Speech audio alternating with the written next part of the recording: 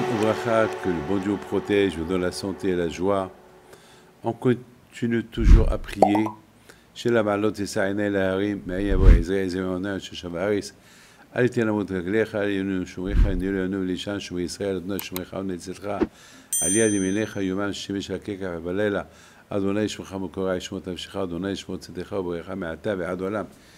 Tant qu'il y a la guerre, on continue à prier pour le shalom dans le monde. Amen Kerason. Mes amis, priez.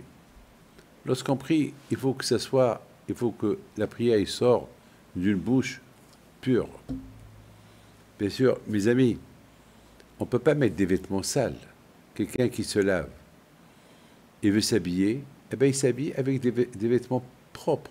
Vous savez, moi, David Spito, psychologiquement, une fois que je prends ma douche et je m'habille, je n'arrive pas à mettre les vêtements d'hier. Ça y est, je change tout.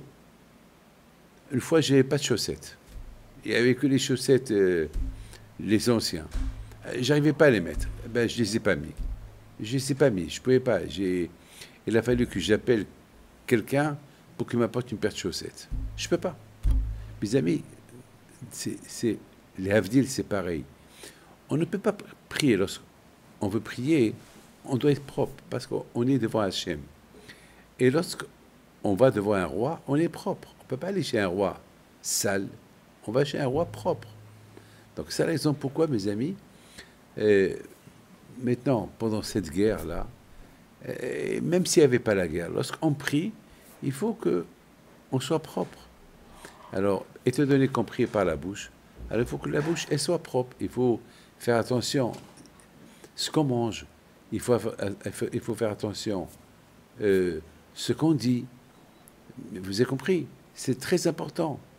Même avec notre femme, avec nos enfants, il faut savoir comment leur parler. C'est important. Beaucoup de fois, vous savez, j'ai fait la paix entre un couple ce matin. Tout ça à cause d'une phrase. Une phrase que la femme, elle a dit à son mari, tu me dégoûtes. Ben, elle n'a pas dit tu me dégoûtes parce qu'elle mais d'une manière que le mari était choqué d'entendre que sa femme lui dit tu me dégoûtes.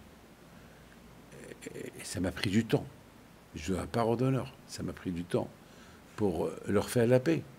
Il y a quelqu'un d'autre. Il a voulu le rendre jaloux, sa femme. Alors qu'est-ce qu'il a fait? Il a appelé sa secrétaire. Et de la façon comme elle a parlé avec sa secrétaire, on dirait que, Hassu Shalom, il y avait un lien entre les deux. Et la femme, elle entend ça, bien sûr, je la comprends. Elle lui fait la guerre, vous les divorcer. Là aussi, j'ai intervenu. Vous savez, la bouche. Il faut faire attention avec elle. Et d'ailleurs, c'est la paracha de Noah. Chez Noah, on voit que lorsque il est sorti de l'arche, il a vu un monde détruit. Il avait de la peine. Il voulait se décontracter un peu. Alors, qu'est-ce qu'il fait? Il plante un arbre. Il a fait pousser des raisins. Il a fait du vin. Et il s'est saoulé. Et la Torah, elle le traite d'un homme médiocre. Elle le traite d'une manière, un homme de terre. Alors que Noah était tzaddik, la Torah, elle parle de lui. Noah, c'est un tzaddik, il était super, c'est l'homme le plus tzaddik de toute sa génération. Et la Torah, elle parle du mal sur lui. On n'a pas compris. Pourquoi la Torah, elle parle comme ça, du mal sur Noah, le pauvre? Et il n'a pas le droit de boire, le pauvre, il voit toute sa famille, elle est morte, et tout le monde est mort. Et le pauvre, il est tout seul dans un monde, tout seul. Donc, il voulait se décontracter. Il a bu beaucoup. Alors, oui, le mal. Le mal, c'est qu'il ne fallait pas qu'il se saoule. C'est vrai. Tu peux manger, tu peux boire.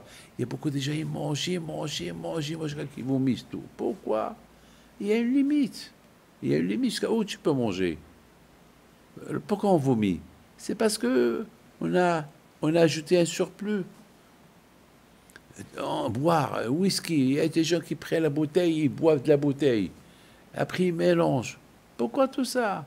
Eh bien, On veut oublier les problèmes. Mais tu peux oublier les problèmes avec un peu de vin, un verre, deux verres, et tu es super heureux. Pourquoi ajouter? Pourquoi ajouter? Tu gagnes quoi, mes amis? La Torah, elle appelle Noah un homme de terre. Parce que Noah, il devait boire un peu. C'est tout. Tu as des problèmes. La Torah te comprend. Tu as des problèmes, qu'il n'est pas heureux, il n'est pas content, il voit un monde qui détruit. C'est pas grave, oui. Tu as raison, tu peux boire un peu. Mais bois un peu, pas beaucoup. Jusqu'à qu'il est devenu nu, jusqu'à qu'il enlève ses vêtements. Un homme qui boit beaucoup, il perd la tête. Il perd la tête. Et la Torah ne veut pas que tu perds la tête. Tu peux être content sans le vin. Il y a beaucoup de tzadikim. Ça va, un verre, deux verres. Mon père, Alav Shalom, il buvait. Il buvait un verre chaque jour, un verre de vin. Surtout pour les gens âgés, un verre, ça les décontracte. C'est pas grave. Mes amis, il faut faire beaucoup attention. Du surplus. Pas beaucoup. Shabbat. Il y a beaucoup de gens Shabbat, parce qu'ils ne font pas la cigarette. Alors, ils boivent. Après la guerre avec la femme, la belle-mère, la guerre avec tout le monde. Et après, ils regrettent. Et pourquoi? Il ne faut pas arriver à cela. Mes amis, que le bon Dieu protège, que Hachem protège nos soldats, que Hachem protège tous ceux qui sont malades, tous ceux qui ont disparu, et tous ceux qui sont encore kidnappés. Que le bon Dieu les aide, et qu'ils s'en sortent sains et saufs. Amen.